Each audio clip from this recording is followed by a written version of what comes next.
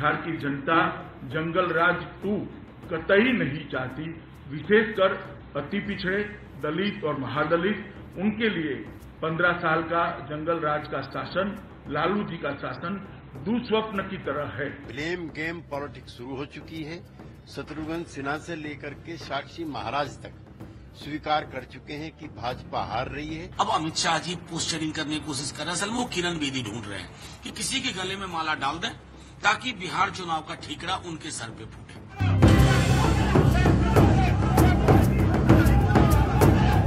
पाकिस्तान के बारे में हमारी भूमिका कोई आज की नहीं है। भारतीय जनता पार्टी की भी यही भूमिका रही है। देश में और भी बहुत राष्ट्रवादी नेशनलिस्ट लोग हैं। सत्ता में हो या ना हो, हम कभी बदले नहीं, ना कॉम्प्रोमाइज किया है। विरोध और उद्दंडता में बहुत बड़ा फर्क होता है। किसी भी लोकतांत्रिक देश में उद्दंडता को स्थान नहीं है। मैं उद्धव ठाकरे जी से अपील करूंगा कि अपने शिव सैनिकों को रोकें। जो क्रिकेट है उसे बीसीसीआई को चलाना दें। नमस्कार, न्यूज पॉइंट में आज मैं कादम्बिनी शर्मा हूं आपके साथ। कल से अभी तक की कुछ खास खबरें आपको हम बताते हैं, फिर आगे चलते हैं। रविवार को बीजेपी दफ्तर में कुछ नेताओं को बुलाया गया। महेश शर्मा, मनोहर लाल खट्टर, संगीत सोम, साक्षी महाराज, इन सबको बुलाया गया और सूत्रों के मुताबिक इन पांचों को दादरी घटना के बाद उल्टे पुल्टे बयान देने के लिए डांट पड़ी और आगे संयम बरतने के लिए कहा गया। आज सुबह सुबह बीसीसीआई के दफ्तर में शिवसैनिक घुस गए इस बात का विरोध करने कि आखिर बीसीसीआई पीसीबी चीफ से भारत पाक के क्रिकेट सीरीज के लिए मुलाकात क्यों करे। और फिर पटना में बीजेपी अध्यक्ष अमित शाह ने प्रेस कॉन्फ्रेंस कर पिछले 2 चरणों में बहुमत का दावा किया। लेकिन इस सब के बीच लगा कि कहीं न कहीं बीजेपी अपने ही लोगों के कारण परेशान है और जो एक छवि बिहार में, देश में देना चाहती थी वो हो नहीं पा रहा। और ये हर जगह असर डाल रहा है, खासकर चुनाव पे भी कहीं ना कहीं बीजेपी को लग रहा है कि इसका असर हो रहा है। इसी पर चर्चा हमारे खास मेहमानों से आज हम करेंगे न्यूज पॉइंट में। आपको बता देते हैं हमारे साथ कौन कौन है। सबसे पहले आपको बता दें, हमारे साथ यहाँ दिल्ली स्टूडियो में संजय सिंह हैं, पॉलिटिकल एडिटर हैं फर्स्ट पोस्ट के। जीवीएल नरसिम्हा राव जुड़ रहे हैं हमारे साथ, प्रवक्ता हैं बीजेपी के, दिल्ली से जुड़ रहे हैं। अजय आलोक जुड़ रहे हैं, प्रवक्ता हैं जेडीयू के, पटना से हमारे साथ जुड़ रहे हैं। अखिलेश प्रताप सिंह हैं, प्रवक्ता हैं कांग्रेस के, लखनऊ से हमारे साथ जुड़ रहे हैं। और कुछ देर में शिवसेना के प्रतिनिधि भी हमारे साथ जुड़ेंगे। लेकिन सबसे पहले जीवीएल, सवाल आप ही से बनता है, जिस तरह की चीजें फिलहाल हो रही हैं और जिस तरह की खबरें बीजेपी के अंदर से आ रही हैं, क्या कहें हम, बहुत कठिन है डगर पनघट की। कादम्बरी जी, जो आज जो हमारे राष्ट्रीय अध्यक्ष अमित शाह जी ने जो प्रेस कॉन्फ्रेंस किया है उससे बहुत स्पष्ट है, पार्टी हम बिहार को लेकर इन घटनाओं को हम जोड़कर नहीं देखते हैं। बिहार की जनता विकास के नाम पर वोट दे रही है। हमें 2/3 बहुमत मिलने की पूरी तरह हमें कॉन्फिडेंस है। यदि जेडीयू और आरजेडी सेलिब्रेट करना चाहते हैं, अभी से अति आत्मविश्वास में रहना चाहते हैं, तो उनका एक हक बनता है, क्योंकि जब चुनाव के नतीजे आएंगे तो लोकसभा जैसा साबित होगा उनके लिए। लोकसभा के समय भी बहुत इसी प्रकार जेडीयू के नेता कूद पड़ रहे थे हर बहस में। दावा कर रहे थे हम सबक सिखाएंगे, और अंत में क्या हुआ। तो इसलिए हम जनता की अंतिम नतीजे तक हम वेट करेंगे, लेकिन हमारी जो आत्मविश्वास है हम बहुत अच्छा करेंगे। ये जो अभी पूरे फेज भी नहीं हुए हैं, चुनाव खत्म नहीं हुआ है, लेकिन प्रेस कॉन्फ्रेंस कर अमित शाह को सफाई देने की जरूरत पड़ गई कि हम मुद्दा विकास पर ले जाने की कोशिश कर रहे हैं, लेकिन वो मोड़ रहे हैं। उनके मोड़ने से कहीं ज्यादा तो आपके अपने लोगों के कारण मुड़ रहा है। देखिए, ये कादम्बरी जी, कहीं ना कहीं मुझे, मैं भी बिहार के दौरा करके आया हूं। ठीक है। देश की जनता और अपोजिशन और देश की जनता और मीडिया के बीच में इतनी बड़ी एक बड़ी गैप है, तो कहीं कनेक्ट दिखता नहीं है। जो मीडिया में चलता है वो जनता के बीच में कोई विषय है ही नहीं। आप बिहार में किसी भी गांव में जाइए, मैं दावा करता हूं किसी भी शहर में जाइए और लोगों से बात करिए, क्या दिल्ली में मीडिया में जो खबरें चलती हैं, क्या वहां के चुनाव के लिए कोई मुद्दा है? मैं दावा करता हूं ऐसा आपको एक गांव में भी सुनने के लिए नहीं मिलेगा। जनता जो है विकास के नाम पर वोट करना चाहती है। हम इसी कॉन्फिडेंस के साथ, हमें लगता है हमें 2/3 बहुमत पहले 2 फेजेस में मिली है, और आगे जाकर हम लोकसभा की तरह अपने अपोजिशन पार्टीज को, अपने राइवल्स को हम उनको आश्चर्यचकित करेंगे जब चुनाव के नतीजे आएंगे। ठीक है, ये बार बार आप कह रहे हैं कि आश्चर्यचकित करेंगे और हम आगे जाएंगे, और यही सारी चीजें हम वहां पर भी अमित शाह जो कर रहे थे, जो प्रेस कॉन्फ्रेंस उसमें भी सुन रहे थे। और जैसा कि आपने बोला कि दिल्ली की मीडिया में जो खबरें चलती है, असल में दिल्ली की मीडिया में अगर खबरें होती तो दिल्ली में प्रेस कॉन्फ्रेंस होता, फिर पटना में प्रेस कॉन्फ्रेंस करने की क्या जरूरत थी?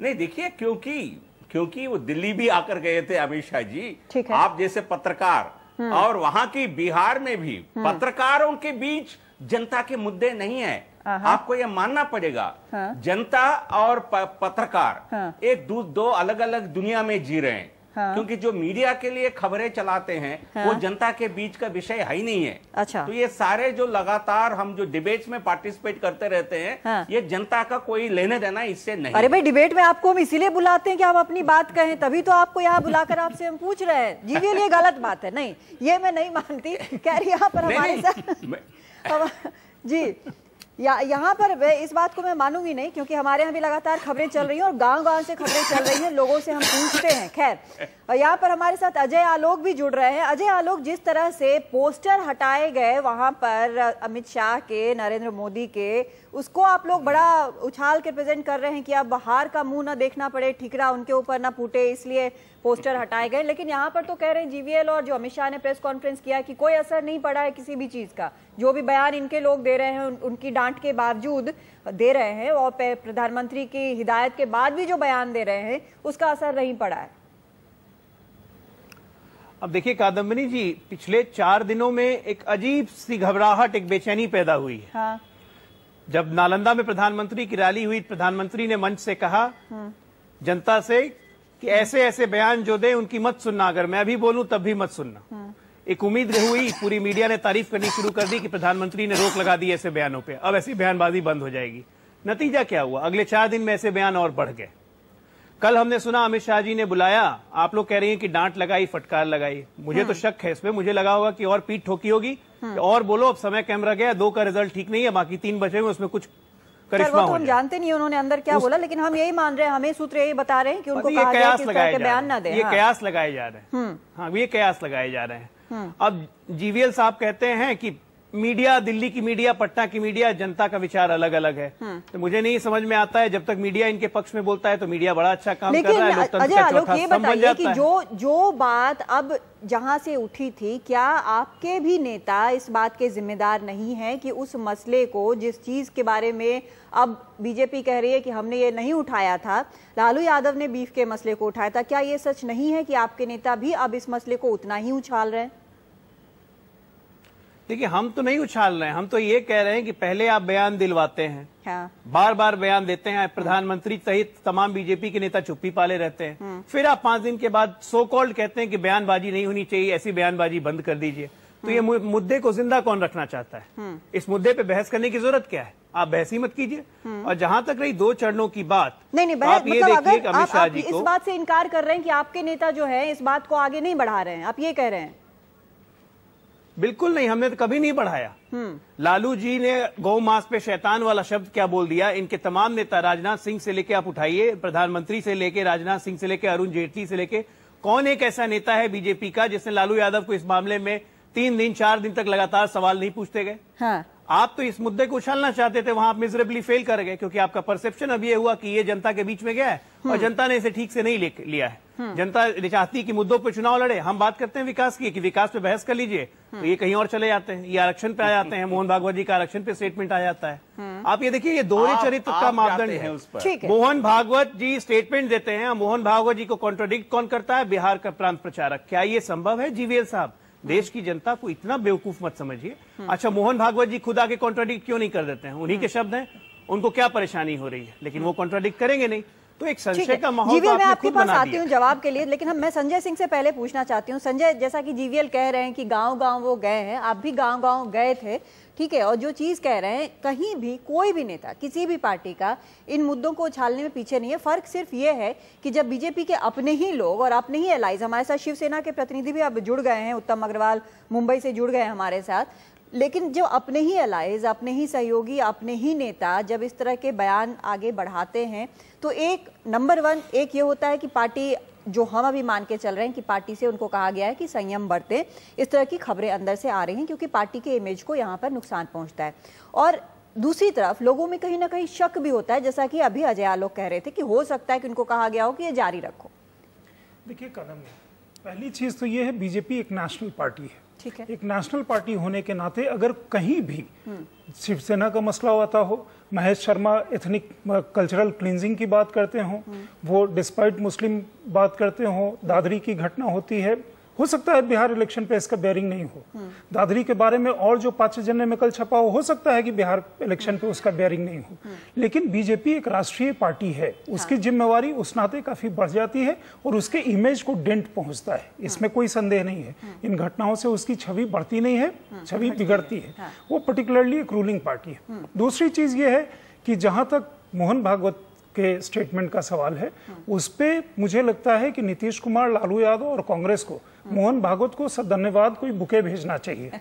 और उसमें चिंता का विषय वो बीजेपी के लिए है। मतलब चुनाव के नतीजे के बाद बेशक चाहे जिस तरह का भी होता, उन्हें थैंक यू का एक जरूर कार्ड भेजना चाहिए मोहन भागवत को, क्योंकि वो बिहार में इशू है, वो बिहार में एक इशू बन गया है। नहीं होता तो आज भी अमित शाह ने उसको कॉन्ट्रडिक्ट किया है। और जो अजय आलोक कह रहे हैं, वहां के प्रांत प्रचारक को वो करने की क्या जरूरत पड़ी? मेरे ख्याल में ये पहली बार हुआ होगा कि सरसंघचालक ने कोई चीज कही हो, उसको प्रधानमंत्री नरेंद्र मोदी ने मतलब एक तरह से नकारा, अमित शाह ने, पार्टी अध्यक्ष ने नकारा। वरना सरसंघचालक का कहा हुआ कोई भी इच्छा आदेश बीजेपी के लिए होती है, यहाँ कुछ उल्टा हुआ है। तो ये जो चीजें हैं, लगातार जो चीजें हुई, देखिए पार्लियामेंट्री जो पिछला बजट सेशन था, उसके पहले खासतौर पे बीजेपी ने ध्यान रखा था कि कोई अनाप शनाप न बके ताकि सेशन चले। ये अलग बात है कि वो सेशन धुल गया। अभी चुनाव के बीच में, चुनाव जब टेक ऑफ हुआ था, नरेंद्र मोदी की सभाएं बड़ी अच्छी हुई, अमित शाह अपना जो भी मैनेजमेंट का काम कर रहे थे, उस समय में आरजेडी और जेडीयू थोड़ा वो पीछे वो चल रही थी। अचानक घटनाओं का क्रम बीजेपी के अंदर से तरह तरह के, मतलब वो अंदर जो परिवार के फॉल्ट लाइंस कहें, पार्टी के फॉल्ट लाइंस कहें, वो सामने निखर करके आ गई। जब वो उभर करके आती है तो निश्चित रूप से सामने वाली जो पार्टी है उसको वो चुनाव में मुद्दा बनाएगी। भले ही दादरी की घटना का सीधा बेयरिंग नहीं हो, लेकिन ये एक इजी टॉकिंग पॉइंट है ना बीजेपी के खिलाफ। तो ये मुद्दे तो आप दे रहे हैं ना। आप यहाँ पर क्या कहेंगे? यहाँ मैं जीवीएल से ही पूछती हूँ, जीवीएल आपको क्या लगता है जिस तरह से चीजें आ रही हैं? हालांकि थोड़ा सा ऑनेस्ट आंसर, राजनेता टाइप नहीं, सेफोलॉजिस्ट टाइप आंसर देने की कोशिश करिएगा कि जिस तरह से चीजें चली हैं, कहीं ना कहीं परसेप्शन में जो छवि है, मार खाई है बीजेपी की छवि ने, और उस कारण से आपके नेता परेशान हैं। एक बार दोहराइए सवाल। मैं ये कह रही हूं कि जो जिस तरह से चीजें अभी पिछले कुछ दिनों में चली हैं, बयानों का जहां तक जाल है, आपके जो अपने नेता हैं और जो आपके एलाइज हैं, जो शिवसेना कर रही है मुंबई में, उनकी लाइन मुझे बार बार मिल नहीं रही है, फ्रीज हो जा रही है, उन तक जाने की कोशिश मैं कर रही हूँ, लेकिन शिवसेना जो कर रही है, ठीक है, चाहे उसकी वजह मुंबई हो, महाराष्ट्र हो, वो बात और है, लेकिन सबका असर जो है उसका ये हो रहा है कि बीजेपी की छवि जो है मार खा रही है, इसलिए आप लोग परेशान हैं। कादम्बरी जी, मैं आपको एक बहुत ही ऑनेस्ट जवाब दे रहा हूं इसमें। हाँ। इन किसी भी विषयों का कहीं जिगर तक नहीं है जनता के बीच बिहार में। साहित्यकार क्या कह रहे हैं, शिवसेना वाले क्या कह रहे हैं, क्रिकेट को लेकर क्या चर्चा हो रही है, ये कोई विषय है ही नहीं। हाँ। बट लेकिन नेताओं, हमारे पे भी अपनी राय बता दी। स्वाभाविक रूप से इस प्रकार हमने पहले दिन, अजय आलोक, आप कितना झूठ बोल सकते हैं जनता को? पहले दिन ही ये साफ कर दिया गया।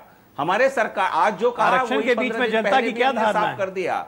मैं लेकिन झूठ बोलना हमारे आप अपनी बात करिए ना, उनसे मैं पूछ लूंगी, आप अपनी बात करिए। हाँ, कहीं भी कोई घबराहट नहीं आपकी पार्टी के अंदर? पोस्टर क्यों हटाएगा? चलिए यही बता दीजिए, पोस्टर क्यों हटाए गए आज की पहले इतने दिनों से जो हम विशाल काय पोस्टर देख रहे थे अमित शाह जी के, नरेंद्र मोदी के, वो हटाकर अब वहां के बिहार के नेताओं के पोस्टर अभी याद आए हैं आप लोगों को? अभी ये भी अनदर झूठ फैला रहा है। हाँ। ये फैलाया जा रहा है। हाँ। क्योंकि जहां ये पोस्टर उतारे गए, हाँ। ये इलेक्शन कमीशन के आदेश पर, हाँ। एयरपोर्ट के बाहर, हाँ। जो पोस्टर लगे हुए थे, जो होर्डिंग लगे हुए थे, हाँ। उनको हटाना पड़ा। ठीक है। तो ये अनदर झूठ है। हाँ। मतलब एक गॉसिप की तरह झूठ फैला करके ये कह के कि हम चुनाव जीत गए हैं, ये अपना आत्मसंतृप्ति के लिए इस तरह के काम करना चाहते हैं तो ठीक है, लेकिन इससे मतदाताओं पर कोई प्रभाव नहीं पड़ेगा। लेकिन हमारे नेता उसमें यदि उलझकर कोई बयानबाजी करते हैं, हमारी जो विकास की जो मैसेज है उसमें कहीं डाइल्यूशन होने की डर होता है। तो इसलिए हमारे नेता, हम नहीं चाहते मीडिया कुछ भी करते रहे, बाकी पार्टियां कुछ भी करते रहे, उससे हमें कोई नुकसान नहीं होगा।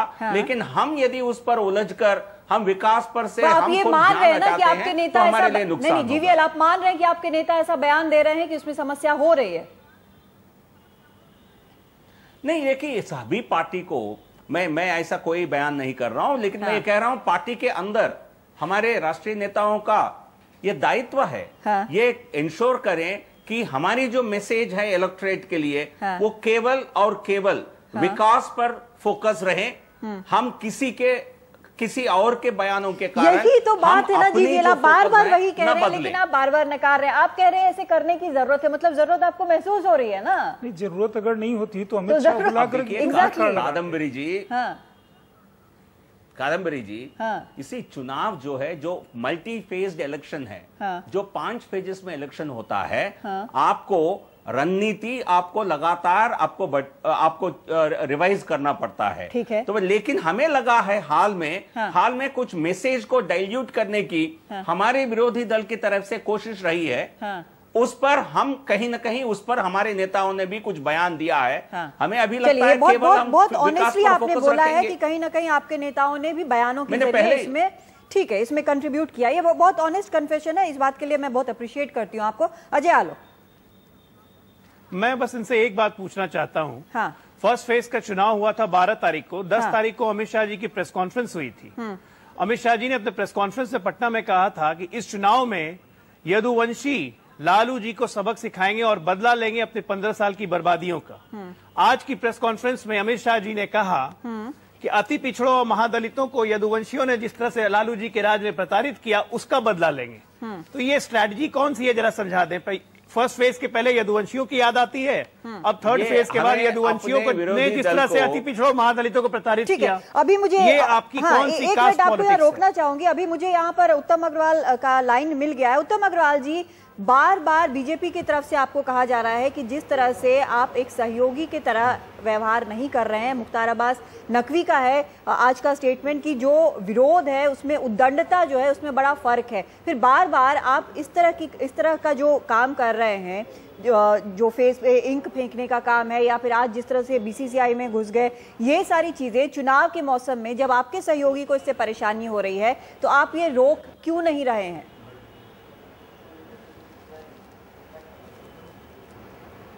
कादम्बरी जी, पहले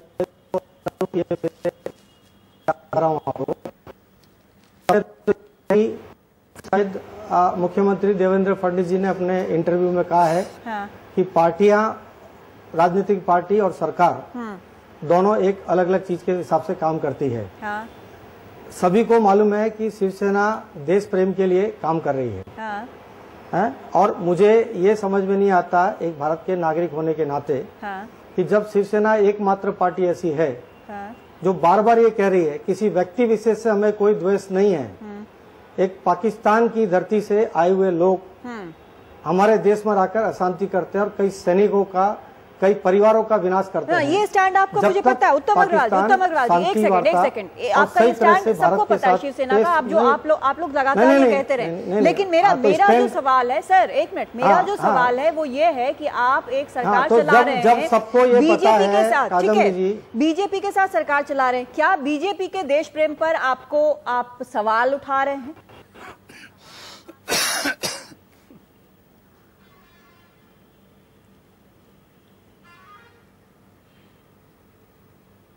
फिर से हमारा लिंक टूट गया है उत्तम अग्रवाल जी से, हम उनसे बात करने की कोशिश कर रहे हैं, लेकिन जीवीएल ने सुन लिया होगा कि मैंने क्या पूछा है और उनका क्या जवाब था कि वो देश प्रेम का काम कर रहे हैं, लेकिन इसमें समस्या तो हो ही रही है। यहाँ पे हम अखिलेश प्रताप सिंह हमारे साथ लखनऊ से जुड़े हुए हैं, उनके पास चलते हैं। अखिलेश जी, जिस तरह से अभी कुछ दिन पहले आपने देखा होगा यूपी का भी बुरा हाल देखा होगा और ये कहा जा रहा है कि यूपी के जरिए बिहार के चुनावों पर असर डालने की कोशिश की जा रही है। जो दादरी में हुआ उसके बाद जो बयान आए, ये इस बात से आप कितना इत्तेफाक रखते हो? और जिस तरह से अब यहाँ पर जीवीएल कह रहे हैं कि मान रहे हैं कहीं ना कहीं कि उनसे, उनके नेताओं से इस तरह की बयानबाजी हुई है।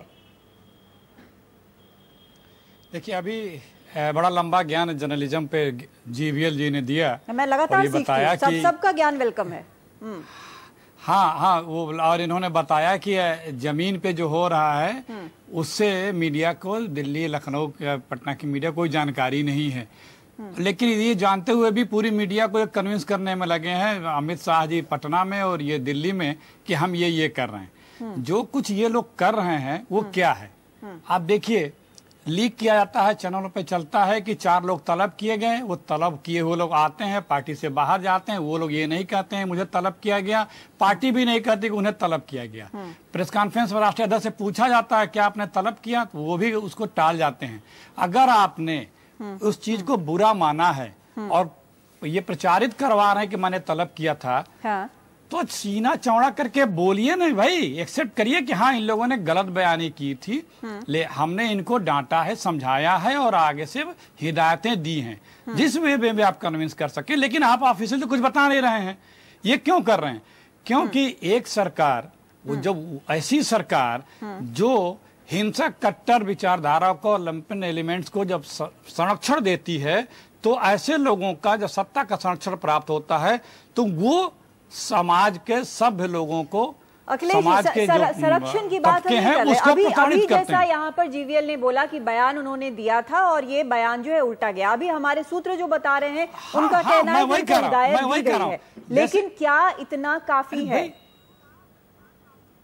नहीं, ये कह रहे हैं हिदायत दी गई, और क्या सिर्फ इनको ही बोलना काफी है? क्योंकि दोनों जगह सरकारें तो अलग अलग हैं। दूसरी बीजेपी की तो है नहीं, ये भी बीजेपी लगातार कह रही है। कादम्बरी जी, अब तो कहे पे विश्वास नहीं होगा। पहले दिन लाल किले से मोदी जी ने कहा था, फिर जब लव जिहाद और घर वापसी पाया तो मोदी जी ने कहा लक्ष्मण रेखा पार नहीं की जाएगी। 24 घंटे बाद मोहन भागवत जी ने कलकत्ता में बोला जारी रहेगा घर वापसी और लव जिहाद। फिर उसके बाद मौलाना उलेमाओं के साथ कहा कि नहीं होने दिया जाएगा। फिर राष्ट्रपति के बोलने के बाद बिहार में मोदी जी ने कहा नहीं होने देगा। ये 5वीं बार है। हम लोग कब यकीन कर रहे हैं? 17-18 महीने तो बीत गए, यकीन कब किया जाए? सिर्फ वादे तो चल रहे हैं, उसके बाद फिर कुछ होने लगता है। हम यही बार बार कह रहे हैं कि आप अपना हिडन एजेंडा चला करके चाहते हैं कि कम्युनलाइज करके हिंदू मुस्लिम बना करके चुनाव को लड़ा जाए, लेकिन बिहार की जनता पॉलिटिकली हमेशा से सबसे अवेयर रही है, वो आपकी झांसे में नहीं आ गई और आप लोगों का इसका बखूबी एहसास हो गया है। इसीलिए आप अपना वहां से फेस सेविंग के लिए बोरिया बिस्तर बांधने लगे हैं। जनता को ये भी समझ में आ गया है, क्योंकि 2 राउंड के वोट पड़ने के बाद चीजें बड़ी स्पष्ट होने लगती हैं। और आज वही है कि आप चुनाव लड़ने के तो छोड़िए, आप अपने फेस सेविंग के लिए आज के तारीख में बिहार में खड़े हैं। ठीक है, चलिए इस पे मैं आऊंगी जीवीएल, आपसे भी जवाब लूंगी, लेकिन उत्तम अग्रवाल से, क्योंकि हमारा वीडियो लिंक टूट जा रहा है बार बार, वो फोन पर हमारे साथ है। उत्तम अग्रवाल जी, आपसे जो मैंने सवाल पूछा था उस सवाल का मुझे पूरा जवाब चाहिए। आपको क्या लगता है, आप जिस पार्टी के साथ आप वहां पर एक सरकार में हैं, क्या आपको बीजेपी के देश प्रेम पर कहीं शक है? कि आपसे कम तो देश प्रेम तो बीजेपी का नहीं होगा ना?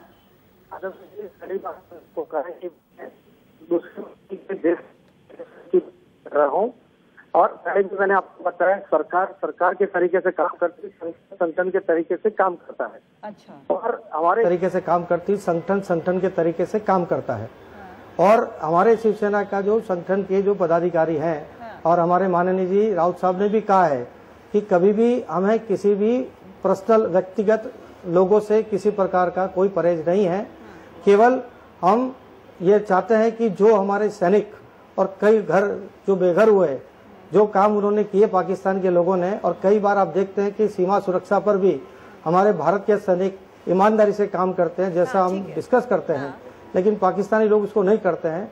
तो इस प्रकार का विरोध प्रकट करके आप जो कर रहे हैं, सर एक सेकेंड, आप जो कर रहे हैं अग्रवाल जी, जो शिवसेना कर रही है, उसका सीधा सा ये मतलब है कि आपको जो पार्टी सेंटर में है उस पर भरोसा नहीं है नेशनल इंटरेस्ट को अपहोल्ड करने का, ये मतलब है? नहीं, ऐसा भरोसा नहीं, भरोसे का बात नहीं है। अगर हम गठबंधन में हैं, हम हमारा काम करेंगे, वो उनका भी काम करेंगे। उस गठबंधन सरकार चलाने का है, पार्टी चलाने का गठबंधन नहीं है। हिस्सेदारी इतना पार्टी तो हमारे पार्टी अध्यक्ष और सर, इसका सीधा सा मतलब है कि आप बीजेपी को टारगेट कर रहे हैं।